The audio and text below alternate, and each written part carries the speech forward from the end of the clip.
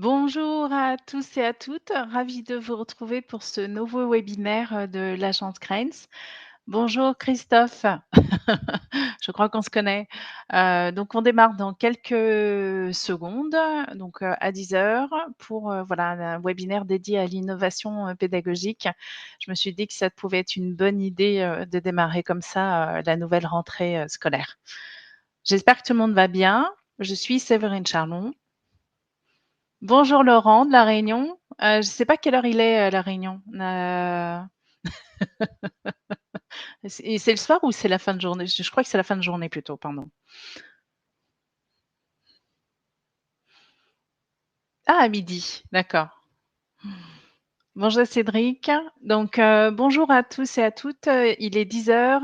On démarre un nouveau webinaire dédié à l'innovation pédagogique. C'est un travail de veille hein, en tant qu'organisme de formation certifié Calliope et également ayant passé le cap de l'audit de surveillance cet été. Donc on va, aborder aujourd'hui, 10 innovations, pédagogiques, qui sont issues en fait d'un rapport, qui est publié chaque année par, une université qui s'appelle The Open University, qui est basée en Grande-Bretagne et qui, publie en fait un rapport qui recense, les innovations que l'on peut observer un petit peu partout dans le monde et je trouve que déjà le rapport est très bien fait. Vous pouvez le consulter. Donc chaque année, il y a, ce rapport qui est, publié. Cette année, il est arrivé un peu plus tard. Je l'attendais impatiemment depuis, janvier et voilà, l'idée, c'est de pouvoir un peu balayer, l'ensemble de ces, innovations et en complément de ce webinaire, j'ai également rédigé un article, sur, le blog de l'agence. Donc, je vous le mettrai également, en fin de webinaire pour que vous puissiez, voilà, compléter un peu, ces éléments. Le rapport qui est publié par, The Open University, il est en anglais, donc voilà. Mais en tout cas, il y a énormément de références. C'est un outil vraiment intéressant et puis qui peut servir également pour ceux qui sont certifiés Calliope. Eh bien, vous pouvez vous en servir comme bien sûr outil de veille. Voilà. Bonjour Sylvie, du Finistère. Donc, on va aborder en fait, donc je vais les passer en revue, je vais compléter un petit peu, certains éléments, mais je vais pas rentrer dans le détail puisque l'idée c'est, voilà, de pouvoir aborder, tout ceci en 45 minutes, pardon. Donc, voilà. Mais sachez que vous avez un article qui va compléter un petit peu ces éléments et puis un des thèmes qui va être abordé aussi aujourd'hui, je vais parler de la pédagogie de l'autonomie et pour ceux qui veulent, nous rejoindre, sur, LinkedIn au niveau de la page, j'ai publié un podcast qui porte précisément sur, la pédagogie de l'autonomie, voilà, qui fait partie aussi, des, sujets qui sont abordés, aujourd'hui. Déjà, pour commencer, est-ce que certains connaissaient, le rapport de The Open University? Est-ce que c'est, un outil que vous connaissiez, que vous pouviez utiliser pour faire de la veille? Dites-moi, est-ce que vous êtes des adeptes? Non, pas du tout, d'accord. Vu quelques articles. OK. Bon. Bon, ben, en tout cas, ça va être une nouveauté et ça sera pertinent. Sachez qu'également sur le site, de l'agence, donc www.créateurdeconnaissances.com, vous le retrouverez, également en fin de webinaire. Chaque année, en fait, on fait une infographie qui est une synthèse, en fait, de ce rapport. Et donc voilà, donc depuis, 2016, en fait, vous allez retrouver ces infographies, sur le site, qui reprend en fait, toutes les innovations qui ont été recensées depuis, 2016 ou même un petit peu avant et j'avais même fait, en début d'année, un petit retour en arrière sur les innovations du passé. Notamment, j'étais revenue sur, les rapports de 2012, et vous allez voir, c'est assez amusant puisqu'on va aborder, ils abordaient par exemple la question de la classe virtuelle, en 2012 comme quelque chose qui était, totalement nouveau. Voilà. Voilà donc Pour démarrer, ces, 10 innovations, donc je vais démarrer par, bien sûr, le modèle hybride qui a été recensé, qui, permet en fait, eh bien, de pouvoir faire un certain nombre de mélanges. Si je reprends un peu la définition de Gabrielle Alpern, qui est une philosophe qui travaille beaucoup sur ces, concepts d'hybridation.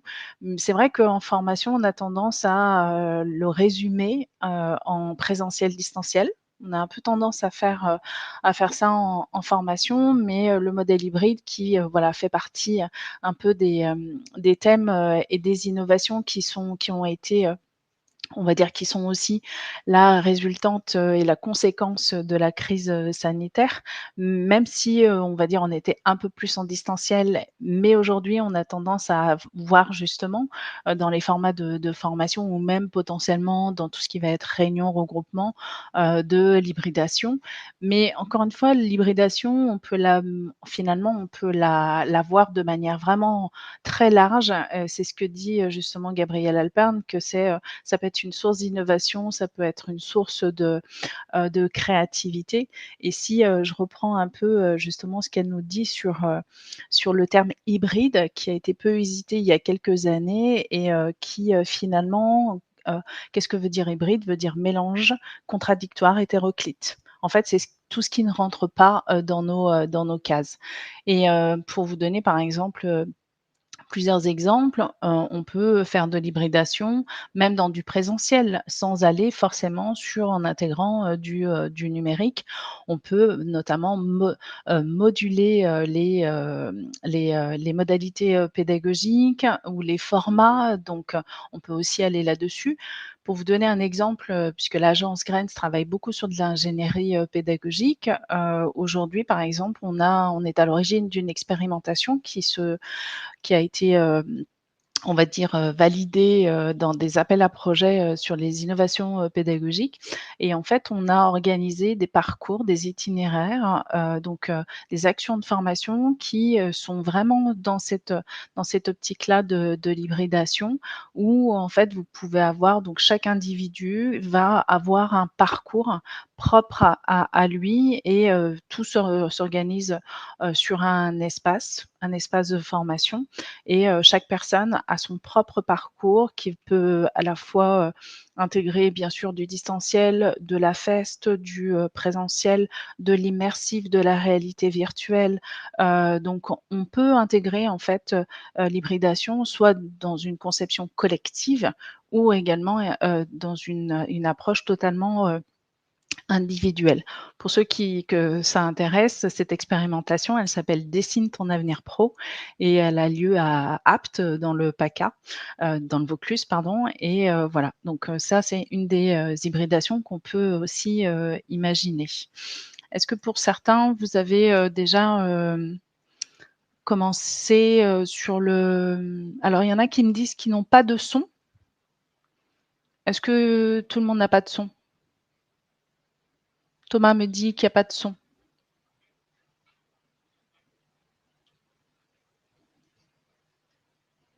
Ah d'accord, OK, vous me faisiez peur, parce que j'ai eu quelques soucis techniques, juste avant. Donc OK. Donc Thomas, si vous n'avez pas de son et vous ne voyez rien, il faut sortir de la salle et vous reconnecter. Voilà. Donc l'hybridation, donc encore une fois, c'est, dans le rapport, il mentionne que il y a la notion de choix du parcours, c'est-à-dire on est vraiment sur de la personnalisation et sur, de l'individualisation, malgré le fait qu'on peut avoir des objectifs pédagogiques communs sur un parcours, mais avec, des, parcours qui sont vraiment, personnalisés. Le fait aussi de pouvoir, réinvestir en fait sur l'utilisation, des supports, notamment avec, ces notions de grains pédagogiques où on va, finalement construire en fait des parcours où on va, travailler sur, chaque séquence, chaque grain, où, on va avoir un support aussi, bien particulier ou un type de contenu bien particulier. Et puis, bien sûr, la notion d'adaptabilité, parce qu'il y a aussi ça dans l'hybridation, c'est le fait d'avoir, finalement une approche, multimodale, mais ça permet aussi finalement d'apprendre, aux, apprenants à apprendre de manière différente et différents lieux, différents modalités, différents espaces également, d'apprentissage. Donc, c'est aussi intéressant. En tout cas, l'hybridation, on ça fait partie, des grandes innovations, en tout cas dans lesquelles il va y avoir un peu plus de développement pédagogique et qui permet d'être aussi une optique, par rapport au quand on réfléchit à de l'ingénierie, pédagogique. Aujourd'hui, on n'a plus uniquement la réponse soit du distanciel, soit du présentiel, mais on peut aller justement soit sur un mix, mais on peut aller au-delà, c'est ce que je vous disais, pas uniquement, de se dire: «Bah, oui, on va mettre des classes virtuelles avec, une journée de regroupement». On peut aller beaucoup plus loin finalement sur l'hybridation. Une, des autres, innovations pédagogiques qui va être recensée dans le rapport, c'est, la question de l'alternance. Parce que certains travaillent par exemple dans des CFA ou ont déjà, travaillé sur des parcours, d'alternants. Moi, dans mon passé, ça a été le cas et on pouvait constater, on va dire quelques, difficulté, entre, ce qui était vu de manière théorique en salle de formation et ce qui pouvait être fait, dans, les entreprises, c'est-à-dire l'applicabilité, des contenus ou des apprentissages, théoriques en centre de formation dans, les entreprises. En tout cas, nous, on l'a souvent constaté, même la question de la réintégration en fait, aussi des apprentis dans la formation pour qu'ils arrivent à faire des liens entre ce qu'ils voient dans l'entreprise, les contextes qui peuvent être différents et également ce qui est vu en, salle de formation qui peuvent paraître trop théoriques justement, quand ils reviennent en centre de formation. Alors, oui, j'ai eu travaillé, nous avons lancé une formation alternante, OK. Alors dans le rapport et ce qu'il, mentionne, c'est qu'il y a eu des expérimentations pour retravailler un petit peu les référentiels de compétences, notamment des formations, alternantes et en fait, on va dire que c'est un mix avec si pour certains vous connaissez, cette modalité pédagogique qu'on appelle l'AFEST.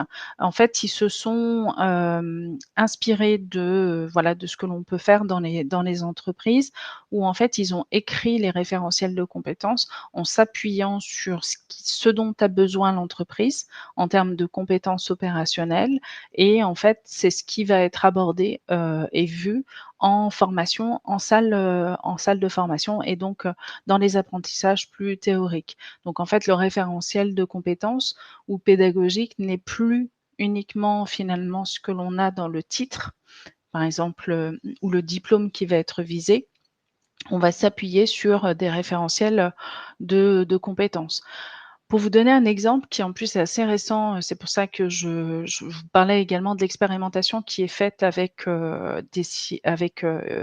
ce projet qui s'appelle «Dessine ton avenir pro» et bien, c'est un des sujets qu'on a abordé la semaine dernière avec une entreprise, qui, travaille en plus sur des sujets comme les territoires zéro chômeur. Et bien, en fait, ils vont avoir une vague de salariés qui vont rentrer dans l'entreprise.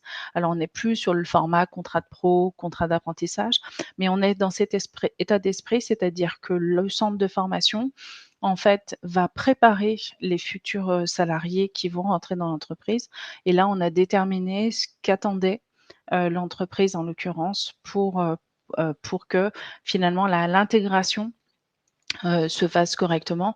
Et pourquoi on a fait ça? Parce que notamment le public qui est, visé et qui va, intégrer en fait, cette expérimentation, ce sont des demandeurs d'emploi longue durée. Donc, pour les remettre dans une démarche de, finalement de travail, et pour les remettre aussi, finalement, pour, on va dire, réduire un peu l'appréhension qu'ils pourraient avoir, même les représentations qu'ils peuvent avoir vis-à-vis des expériences passées vis-à-vis de l'entreprise, eh bien, on a travaillé là-dessus, c'est-à-dire référentiel de compétences propres à l'entreprise et en centre de formation, eh bien, ils vont, travailler, voilà, sur ces compétences un peu transversales, confiance en soi, prise de parole, travail en équipe, par exemple, ce genre de choses. Ça, c'est une on va dire une illustration, hein, de ce on peut faire, mais en tout cas, ça, c'est, oui, un petit peu, Catherine, quand vous parlez de la POEC, c'est préparation opérationnelle, en collectif, je crois, ou quelque chose comme ça. Alors ça, c'est pas sous cette forme-là, mais en tout cas, c'est un peu l'équivalent. Mais en tout cas, le nouveau modèle de l'alternance, eh bien, sachez que, voilà, dans, ce rapport, ils y font référence parce qu'il y a eu des tests qui ont été faits justement pour se baser vraiment sur, le référentiel de compétences qui est attendu par l'entreprise. Troisième expérimentation, en tout cas innovation, qui est recensée dans le rapport qui, fait référence à ce qu'on appelle les micro, certificats. Alors, on pourrait dire, par exemple, qu'aujourd'hui, on a une séance, qui est sous un format webinaire. Ça n'est pas une action de formation en tant que telle, mais en tout cas, potentiellement, je pourrais vous délivrer un micro certificat à l'issue, de ce temps-là. Mais encore une fois, on n'est pas dans le cadre d'une action de formation. En fait, les micro-certificats, ce sont des attestations, ça peut être des badges, par exemple, sur, l'article que vous trouverez sur l'agence, sur le blog de l'agence, pardon. Vous allez trouver, par exemple, un exemple, de badge que l'on peut délivrer sur des actions de formation, mais très courtes, qui vont répondre, par exemple, à une problématique. Par exemple, ce que je vous ai mis, c'était, l'exemple de la FEST où, on a eu une formation de 2 heures, par exemple, sur qu'est-ce qu'on met derrière la FEST. Ça, c'était dans le cadre de l'expérimentation. Et bien, pour attester que la formation avait bien eu lieu, même si on n'avait pas fait de convention de formation, eh bien, on a, délivré, en fait, ce qu'on appelle un badge. Et vous avez des plateformes aujourd'hui qui permettent de pouvoir délivrer, en fait, c'est des mini certificats donc on appelle vous avez l'exemple avec Open Badge et qui permettent de pouvoir répondre à des compétences professionnelles, mais très précises, ou des sujets ou des problématiques très précises.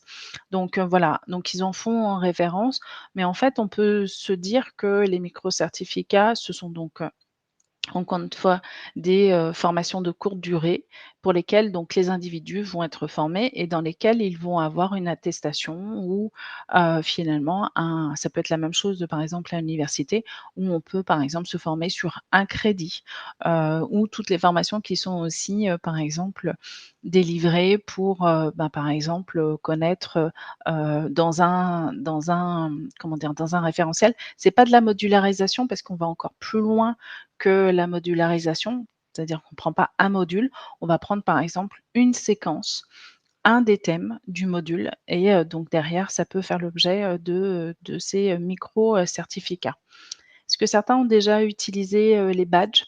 Alors, je sais que Pôle emploi par exemple les délivre et puis il y a d'autres structures qui se sont mis aussi là-dessus, sur, ce qu'on appelle les open badges. Et en fait, vous recevez votre badge après avoir suivi, par exemple, une micro, formation et en fait, vous avez une sorte de compte sur, si par exemple la structure utilise toujours la même plateforme et dans lesquelles, eh bien, vous pouvez, recenser plein de badges de thématiques différentes et je sais que LinkedIn, ils ont fait un partenariat notamment avec, Open Badge et vous pouvez publier, par exemple, vos badges sur vos profils, LinkedIn. Oui, OK, sur Funmook, ils le font. OK, bah, donc vous voyez, ça fait partie en tout cas des thèmes. Nous, je sais que sur l'expérimentation dont je vous ai parlé tout à l'heure, eh bien, on l'a intégré, mais on l'a intégré pour tout, c'est-à-dire même, par exemple, les réunions, d'information qui sont faites, par exemple, auprès des entreprises, eh bien, à l'issue de 2 heures de réunion d'information, eh bien, on va délivrer un open badge. Donc vous voyez, on peut les utiliser de manière un petit peu différente. Donc voilà, ça fait partie, des innovations aussi qui sont recensées dans ce rapport et donc encore une fois, c'est vraiment de répondre à des compétences très opérationnelles, et qui peuvent être utilisables dans l'entreprise ou voilà. Alors comment créer les badges? Hem, alors, je vous donne juste un exemple je vous mettrai l'article à la fin, mais je vous propose pas un mode d'emploi. Vous allez voir la plateforme en tout cas que je cite, elle est assez intuitive donc voilà. Après vous allez trouver, je suppose sur le web, pas mal de tutos sur ça, mais en tout cas sur OpenPath, je sais qu'elle est assez intuitive et assez facile à utiliser. Mais peut-être que d'autres ont, d'autres références également, à communiquer. N'hésitez pas dans la zone de chat. Hem, 4e, innovation, donc la pédagogie, de l'autonomie. Donc, qu'est-ce que c'est? C'est à la fois un mouvement qui va être représenté où en fait un certain nombre c'est des théories aussi, théories pédagogiques ou des stratégies, d'apprentissage qui, notamment ont beaucoup été portées par un pédagogue, un théoricien qui s'appelle Paulo Freire, qui est brésilien et qui a beaucoup travaillé sur ces sujets-là au Brésil, notamment par rapport à la question de l'accès à l'éducation pour, les minorités et il a travaillé à l'élaboration de stratégies, d'apprentissage pour favoriser justement la question, de l'autonomie. Qu'est-ce que l'on met derrière? C'est à la fois la capacité d'apprendre à apprendre, donc ça va tout ce qui va tourner autour bien sûr de la métacognition, la gestion du temps, la régulation de l'effort d'apprentissage, parce qu'apprendre demande de l'effort cognitif, d'apprendre par les pairs ou la consolidation, par exemple avec les expériences passées. Dans la pédagogie, de l'autonomie, vous avez, par exemple des pratiques pédagogiques qui peuvent être utilisées. Alors ça, c'est, ce que j'ai publié dans un podcast, mais pour, vous les dire, on va dire en quelques, on va dire de manière un peu synthétique, dans la pédagogie de l'autonomie, vous avez par exemple tout ce qui va tourner autour de la résolution de problèmes. D'utiliser par exemple, une problématique et de faire travailler, des participants, des apprenants, soit de manière individuelle, soit de manière, collective, à la résolution d'une problématique. Ce qu'on appelle très souvent aussi la pédagogie, de la résolution de problèmes. Pourquoi ça a un intérêt? C'est parce que ça permet aussi de favoriser l'adhésion. Enfin, l'adhésion, oui, déjà aussi, que ça puisse, faire des liens avec leurs expériences, passées, mais ça permet aussi de faire acquérir des concepts. Et ça aussi, parfois, on a tendance à pas forcément d'utiliser les bonnes modalités pédagogiques, mais en tout cas, le fait de faire comprendre un concept particulier, quel qu'il soit, hein, ça peut être, je sais pas moi, la liberté, l'autonomie, la valeur travail, le comment dire?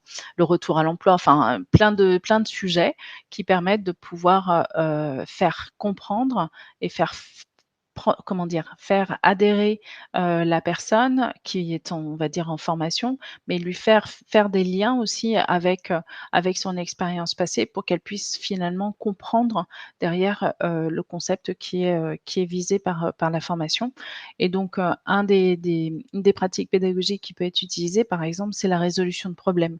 Dans d'autres pratiques pédagogiques, vous avez aussi, par exemple, ce qu'on appelle l'apprentissage coopératif, le faire travailler les gens en groupe sur un sujet.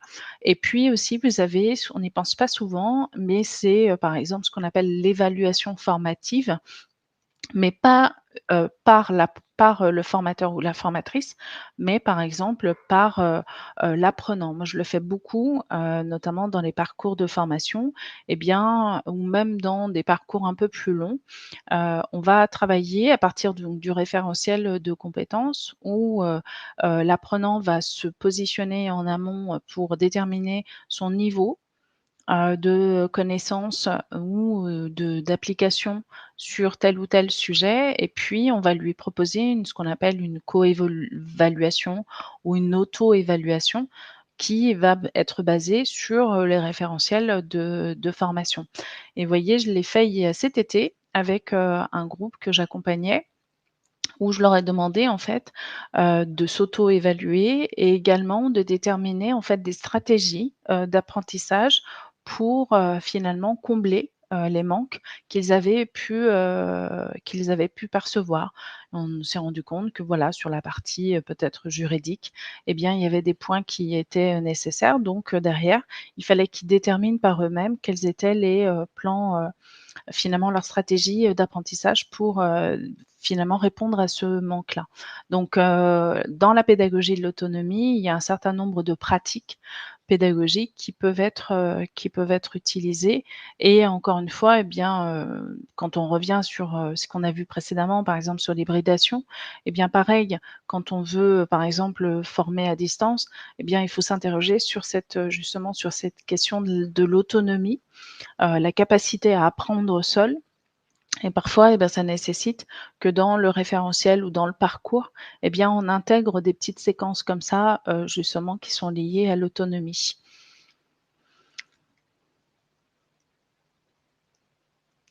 Alors, le modérateur doit te donner accès à la salle. Ah, ça, c'est des problèmes plus techniques.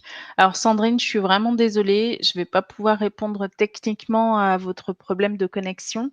Ce que je vous invite à faire dans ces cas-là, c'est, à attendre le replay, il va arriver juste après la fin du webinaire et sinon, comme je vous le disais, vous avez, je vous mettrai également l'article à la fin, donc pour que vous puissiez, accéder en fait au contenu, de ce webinaire. Voilà. Hem, est-ce que certains ont déjà travaillé sur ces sujets de la pédagogie de l'autonomie? Notamment comme je parlais notamment du thème, apprendre à apprendre par exemple, d'avoir intégré ces séquences-là dans des parcours de formation. Oui, pour Géraldine? OK. En codev, oui aussi. On est sur de la résolution de problèmes par soi-même, ouais. Mmh. L'auto-évaluation est systématiquement appliquée. OK, pour Jean-Christophe. Donc en tout cas, dans les pratiques pédagogiques, c'est quelque chose qui est déjà connu. OK. Pour Guillaume aussi. Mmh. Hem, également, OK, pour apprendre à apprendre. Donc, autre innovation qui va peut-être vous faire sourire, c'est ce qu'on appelle les watch parties. Un peu comme sur Netflix, hein, où, en fait, on peut être en famille, mais, sur des lieux différents et en fait, on accède, en fait, à des supports, des contenus, vidéo et mais que l'on regarde ensemble et que, on va pouvoir commenter. Alors, aujourd'hui, il y a, par exemple, la plateforme Twitch, ils ont, fait des partenariats, je crois, avec Amazon pour, favoriser, voilà alors c'est plus dans une démarche de gamer, hein, mais en tout cas, il y a des fonctionnalités aujourd'hui que l'on peut avoir, notamment sur ces plateformes qui, permettent en fait à des groupes, à des individus de regarder le même contenu en étant, justement devant leur écran et de pouvoir, en fait commenter. Vous avez même la personne qui peut-être est à l'initiative, c'est-à-dire va lancer la vidéo, eh bien elle peut avoir sa petite vignette comme moi j'ai là, et commenter au fur et à mesure que, la vidéo se déroule. Alors pourquoi elle a été recensée dans les innovations pédagogiques? Ça a plus été par exemple par rapport à des étudiants pendant les périodes de confinement où, pour éviter justement qu'il y ait ce sentiment d'isolement, et de décrochage, pour travailler également sur le décrochage et bien ou l'abandon, eh bien, ils ont, développé en fait cette modalité, pédagogique qu'ils ont intégrée ce qu'ils appellent donc les curriculums, mais plus, voilà, dans les, déroulements des cours où, eh bien, vous avez un contenu vidéo qui est, qui passe à l'écran et en même temps, eh bien, vous avez, une zone de chat dans lesquelles, eh bien, les participants vont pouvoir commenter et vous pouvez même avoir, par exemple, le formateur ou l'enseignant qui va, commenter, en fait, la vidéo qui va être, visionnée en même temps. Donc là, on est, voilà, sur un contenu vidéo avec, différentes personnes qui vont regarder la vidéo en même temps. Vous allez me dire: «C'est possible de le faire quand je partage mon écran?» Alors oui et non, parce que, peut avoir des décalages notamment. Donc là, en fait, c'est des fonctionnalités qui vont être, être rajoutées, par exemple, à des solutions, de visioconférence et notamment, je sais que la plateforme Twitch a développé, vous retrouverez également quelques éléments sur l'article que j'ai rédigé en complément de ce webinaire. Voilà. Alors, ceux-là font plus en distanciel. Alors, là, l'exemple, c'était en distanciel pour, Virginie.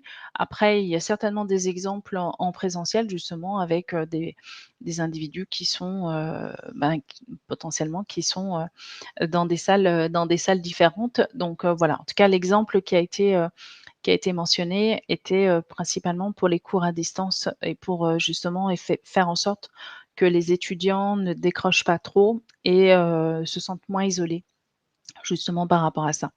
Donc ça avait plutôt une vocation sociale, plutôt que pédagogique. Mais vous allez voir que finalement ce thème, il revient dans les innovations. Autre, aussi innovation, alors certains vont hurler et pourtant ça en fait partie, apprendre via les influenceurs et oui, nos instagrammeurs et les youtubeurs, il peut y avoir du contenu, de qualité, hein, sur YouTube. N'oublions pas que YouTube est un réseau social, sur Instagram ou même sur Webikeo, bien sûr. Donc voilà et l'avantage, c'est que ce sont des cours qui sont gratuits pour certains, puisque vous avez certains instagrammeurs, par exemple, qui aussi, vendent des cours. J'ai vu des cours, voilà, d'une instagrammeuse, je crois, ou sur Facebook, qui vendait des cours de gestion de paye, et apparemment que c'était très bien fait puisque j'ai des stagiaires, dans un parcours de formation que j'avais sur lesquels je les avais eus, mais sur la question de la veille, qui m'avaient dit qu'elles avaient suivi un cours, fait par une instagrammeuse ou quelqu'un sur Facebook, qui était très bien fait sur la paye. Donc, voilà, vous avez des cours gratuits qui sont accessibles sur les réseaux sociaux, et puis l'avantage, c'est que donc ce sont des formats très courts, qui, permettent de pouvoir encore une fois répondre, soit à des problématiques bien précises. Par exemple, je ne sais pas moi, comment élaborer un bulletin de paye, et donc ils vont répondre à une problématique, très précise.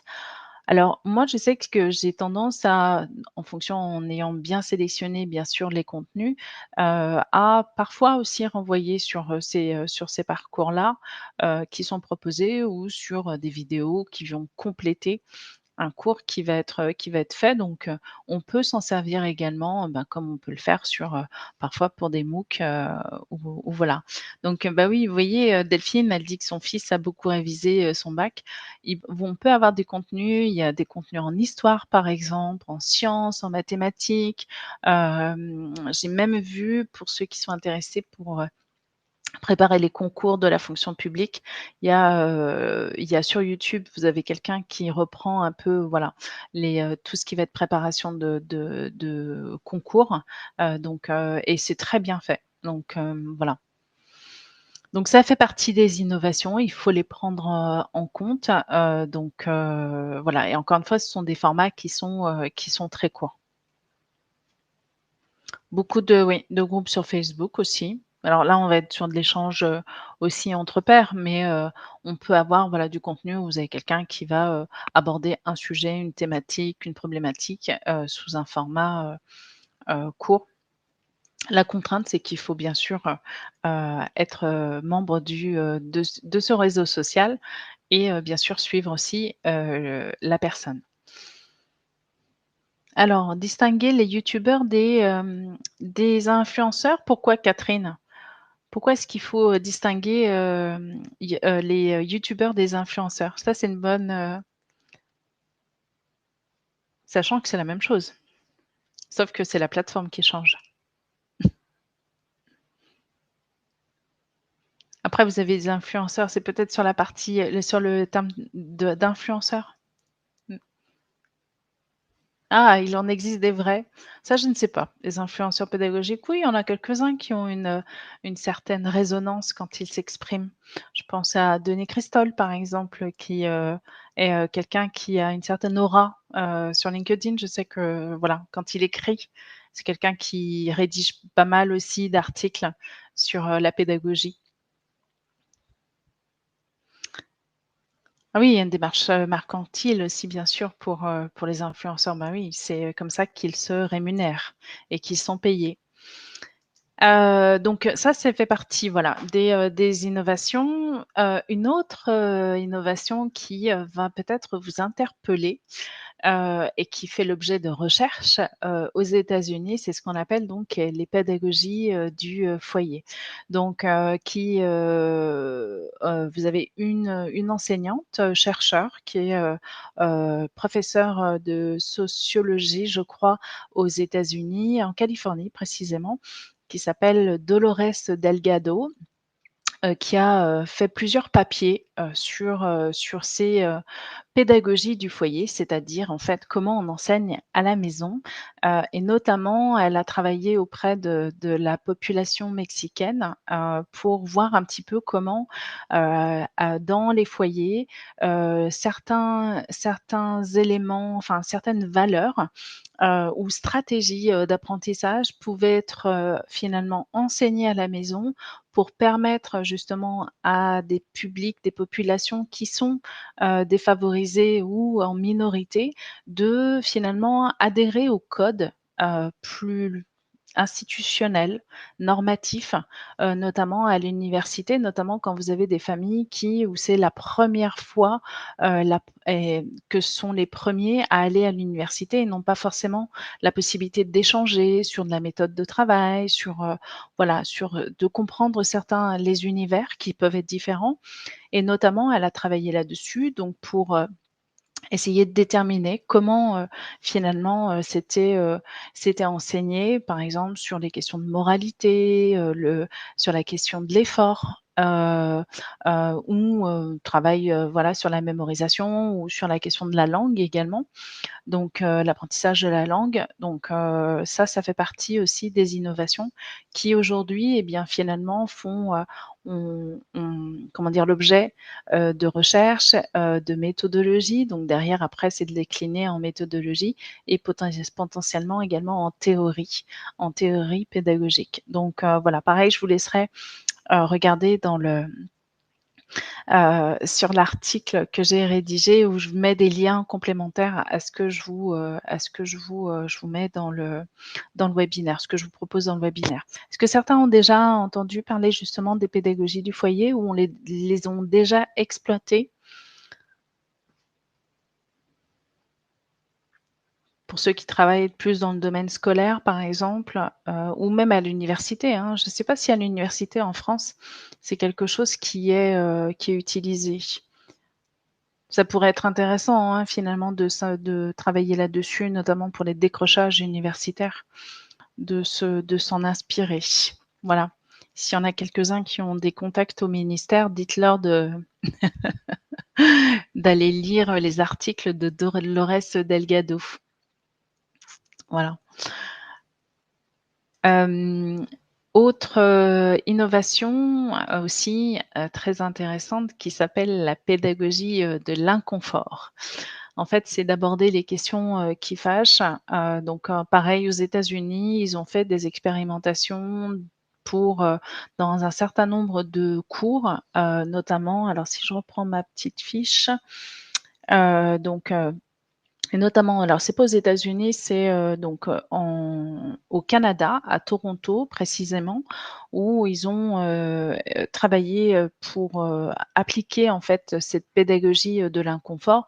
En fait, c'est de travailler à la fois sur, les schémas, les représentations que peuvent avoir, par exemple, des étudiants sur un des thèmes, qui va être abordé, mais d'un point de vue aussi culturel, tradition, milieu social et donc ils ont travaillé là-dessus, par exemple, pour faire prendre conscience du sujet de la santé des peuples autochtones, aux étudiants non autochtones en Australie et notamment pour discuter du racisme et de la théologie. Ils ont travaillé là-dessus aussi pour le développement professionnel des instituteurs parce que ben, potentiellement, le milieu des instituteurs peuvent être en décalage avec notamment les, populations qu'ils vont avoir dans leur salle de classe et de travailler là justement là-dessus. Dans l'enseignement des arts du spectacle, ils ont travaillé aussi sur cette pédagogie de l'inconfort. En gros, c'est d'aborder, des sujets qui peuvent être, des sujets où on n'a pas forcément conscience d'avoir justement, des, représentations qui sont liées, ben, au milieu, familial, qui peuvent être aussi, liées à, finalement aussi aux ethnies, et à tous ces éléments-là. Donc, et je vous donne un exemple, cet été, je travaillais donc avec, ce groupe de gestionnaires, de paye sur la question de la veille et on abordait la question de la rémunération. Et en fait, en discutant avec elle, je me suis rendu compte, justement, comme j'avais un public très féminin, on a pointé du doigt, dans les échanges que nous avons pu avoir que, eh bien, qu'elles avaient on va dire une appréhension à aller, négocier, un salaire potentiellement, puisque c'était les questions de rémunération. Et finalement, on a pointé du doigt les représentations qu'elle pouvait avoir justement en tant que femme, négocier à l'embauche, lors d'un recrutement, un salaire. Donc mais qu'elles prennent conscience, voilà, de potentiellement des freins et des, représentations qu'elles peuvent avoir, notamment sur, le fait que, eh bien, déjà de parler d'argent et potentiellement aussi, sur la condition féminine. Donc voilà, ça peut être des sujets qui sont aussi sur ces thèmes-là. Alors pourquoi difficile? Avec, entendu mais non exploité, les formes des adultes plus difficiles à mettre en place, Guillaume.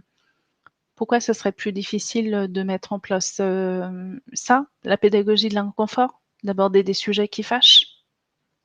Ça serait intéressant de savoir. Pour compléter. Est-ce que certains ont déjà traité ces sujets, justement, dans leurs cours?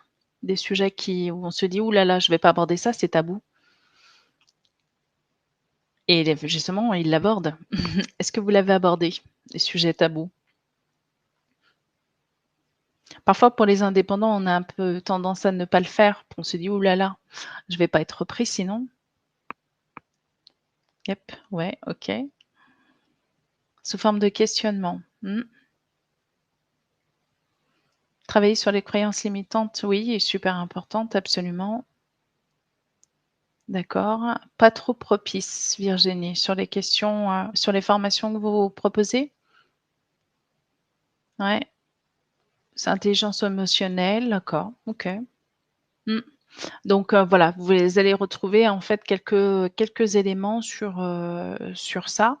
Hem, mais ça peut être voilà, c'est un je trouve ça assez intéressant. Même, par exemple, dans les exemples que je donnais sur la décolonisation de l'éducation. On en a beaucoup parlé à une période, notamment par exemple sur, eh bien la colonisation, de pouvoir aborder, finalement de pouvoir aussi, finalement comment dire? Heu, aller chercher aussi des penseurs, ils étaient issus potentiellement, des colonies, de ne pas avoir une vision, justement uniquement, coloniale de cette période-là. Vous voyez, ça fait partie des sujets qui peuvent être intéressantes. Voilà, je continue avant que justement ça ne se termine. Autre innovation qui est recensée dans le rapport, qui va, porter sur, l'éducation au bien-être.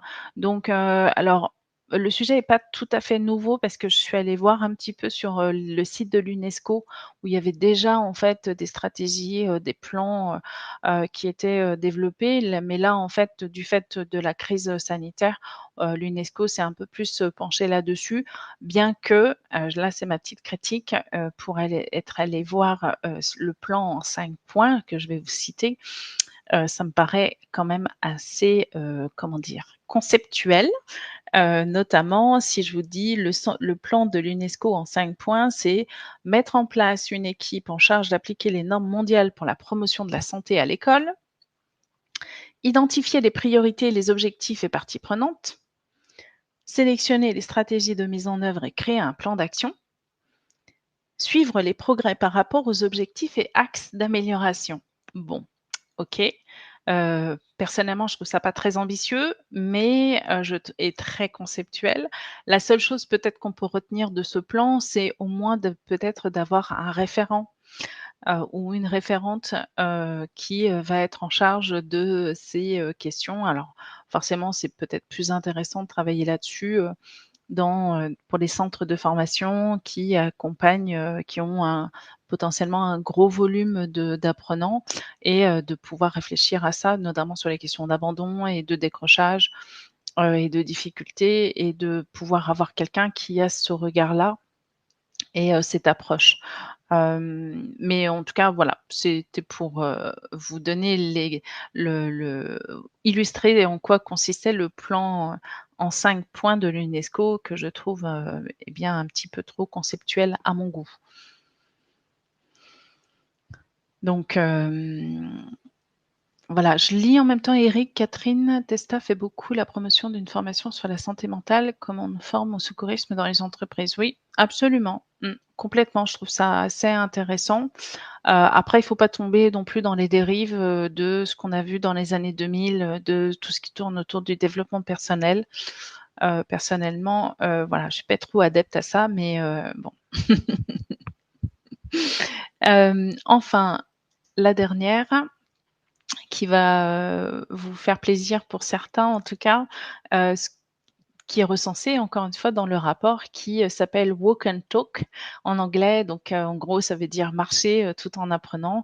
Si on revient un peu dans l'histoire, hein, ça a toujours été fait. Les philosophes, l'utilisaient aussi, beaucoup, hein, cette pratique, pédagogique.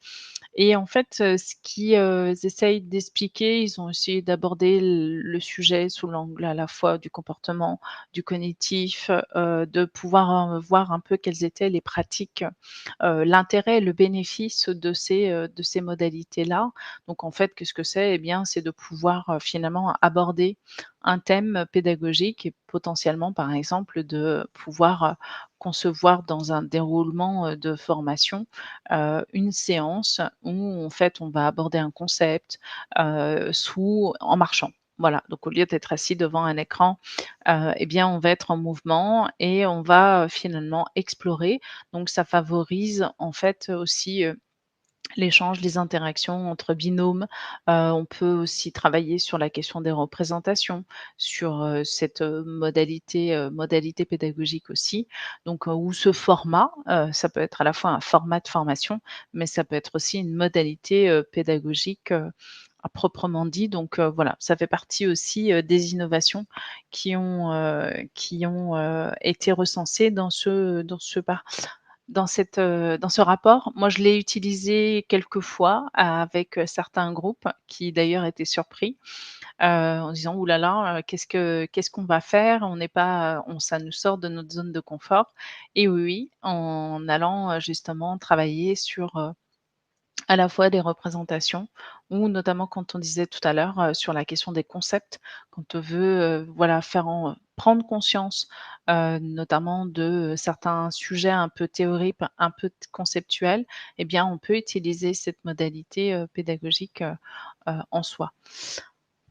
Et puis voilà, ça rejoint ce qu'on disait juste avant sur la question du bien-être, le fait de pouvoir, voilà, travailler intéressant en brise-glace aussi, on peut l'utiliser en brise-glace.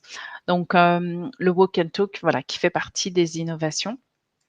Alors, comme j'arrivais à la fin de ce, webinaire, encore une fois, c'était l'objectif, c'était de vous faire un panorama de ces, principales innovations qui ont été recensées dans le parcours. Vous allez pouvoir trouver donc, je vous mets le lien en fin de webinaire, le lien vers l'article qui, complète, ce webinaire, qui vous apportera également, des, liens complémentaires pour, illustrer, notamment sur la pédagogie de l'autonomie. Je vous ai mis un extrait du livre de Paolo, Freire sur la pédagogie de l'autonomie.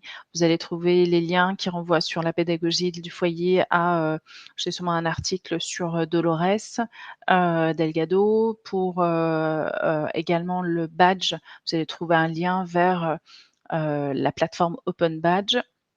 Voilà, donc l'idée, c'était encore une fois de recenser l'ensemble des innovations qui ont été, mentionnées dans ce rapport. Sachez que donc vous allez, avoir aussi bien sûr des rapports précédents qui, voilà, reviennent sur d'autres innovations. Vous voyez que cette année, finalement, on n'a pas trop abordé la question de la réalité virtuelle, on n'a pas parlé de métaverse. Voilà, on travaille, finalement un peu plus sur l'humain. Et puis on revient un peu plus à la question de l'apprentissage, je trouve, et moins sur la question du contenu. Travailler un peu plus sur, voilà, sur ces approches, pédagogiques. Donc, je vous invite, voilà, aussi à aller regarder notre site internet puisqu'on l'a refait cet été et qui est vraiment dédié à l'animation, à la facilitation, à la créativité, à la pédagogie. Et pour ceux qui veulent être, formés aux pédagogies innovantes, vous allez trouver également des formations sur le site internet de l'agence, soit sous, format classe virtuelle, soit sous format atelier. Voilà. Bien, bonne journée à tous et puis rendez-vous pour le prochain webinaire qui a lieu la semaine prochaine, mais qui sera sur un autre sujet qui est sur le hackathon. Comment est-ce qu'on prépare un hackathon? Voilà. Bonne journée à tous.